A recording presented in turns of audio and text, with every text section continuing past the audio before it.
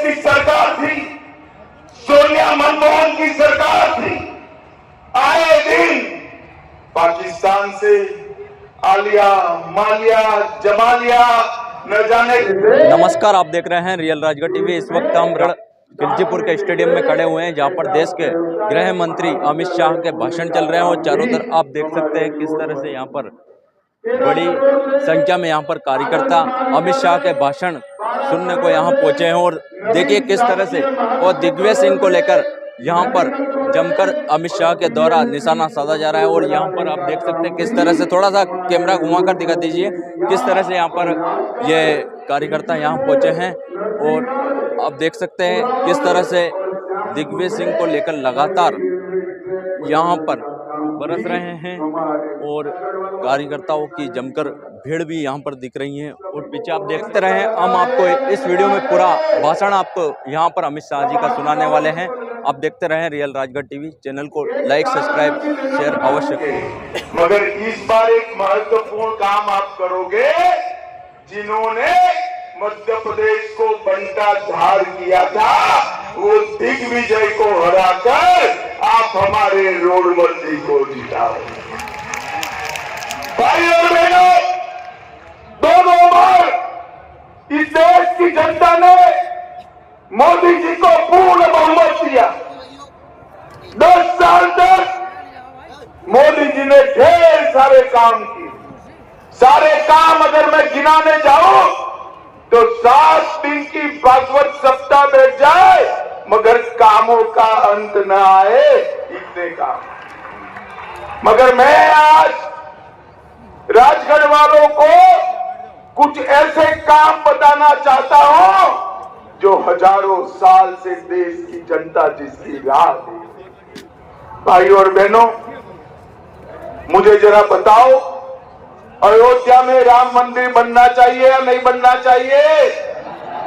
भैया मीडिया वाले सेट कर बैठ जाओ, जरा बैठ जाओ भाई, नीचे चलेगा फोटो बगैर, बैठ जाओ। अरे यार, यहां ही खड़ा रहने वालों, सेट कर बैठ जाओ, जरा बैठ जाओ। अयोध्या में राम मंदिर बनना चाहिए या नहीं बनना चाहिए था?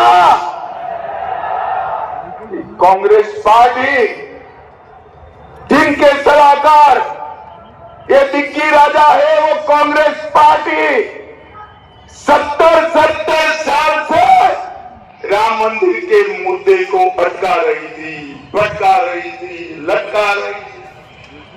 आपने मोदी जी को, भैया पुलिस वाले बीच में बैठ जाओ, जरा बैठ जाओ, जमीन पर बैठ जाओ, आप ही व्यवस्था कर रहे हो सारे। एक कांग्रेस पार्टी 70 साल से राम मंदिर के मुद्दे को अटका रही थी, भटका रही थी, लटका रही थी। आपने मोदी जी को दूसरी बार प्रधानमंत्री बनाया, 5 ही साल में केस भी जीता, भूमि पूजन भी किया और 22 जनवरी को प्राण प्रतिष्ठा कर जय श्री राम।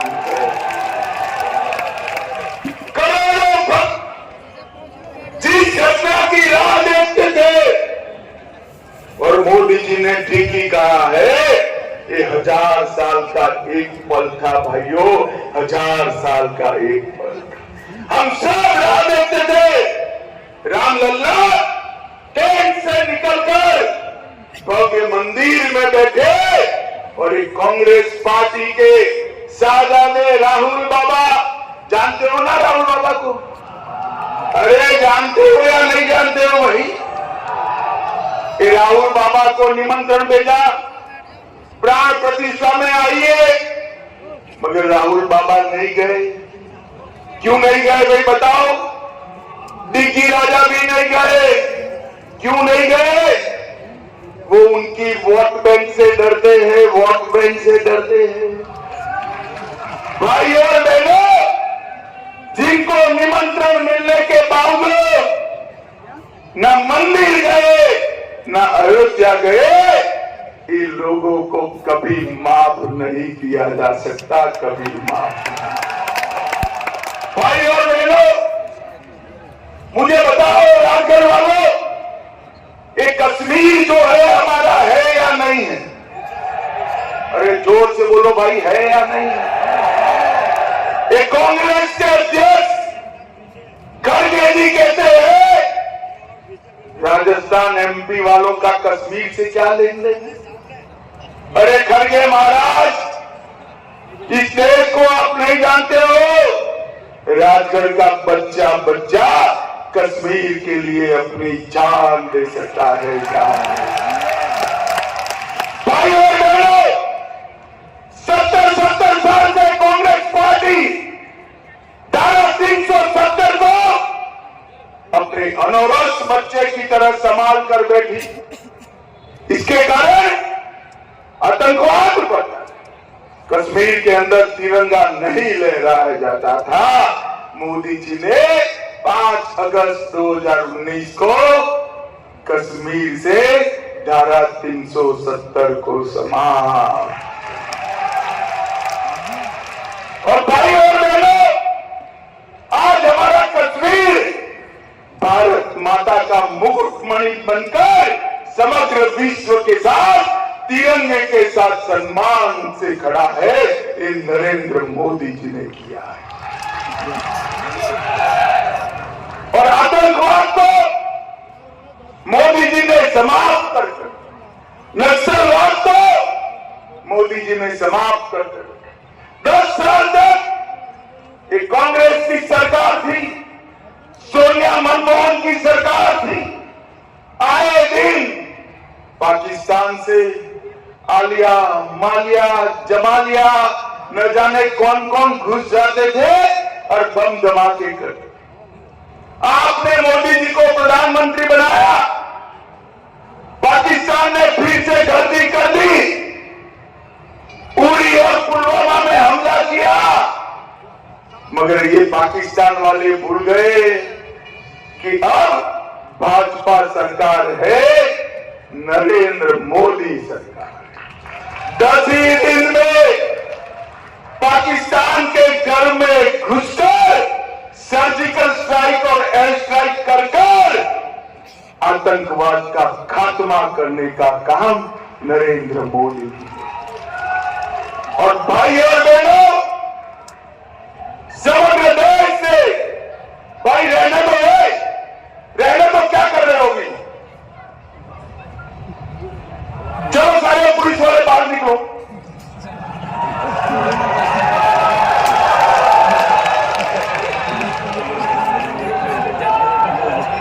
और नरेंद्र मोदी जी ने सब बैठ जाइए जरा।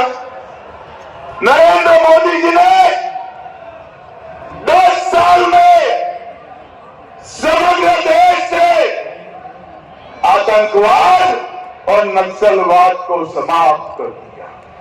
डीजी राजा के समय में मध्य प्रदेश नक्सलवाद से पीड़ित राज्य माना जाता था।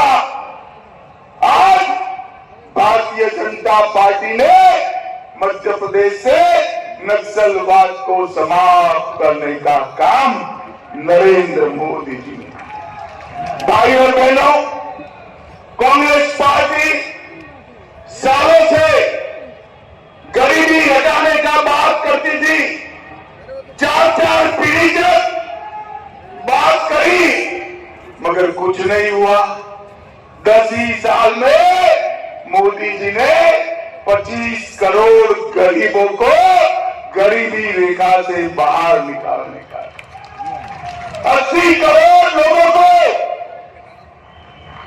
हर महीना 5 किलो अनाज प्रति व्यक्ति प्रति माह देने का काम नरेंद्र मोदी जी ने। 12 करोड़ शौचालय बनाने का काम नरेंद्र मोदी जी ने किया। 4 करोड़ लोगों को अपना घर दिया। 3 करोड़ लोगों को घर में बिजली दी।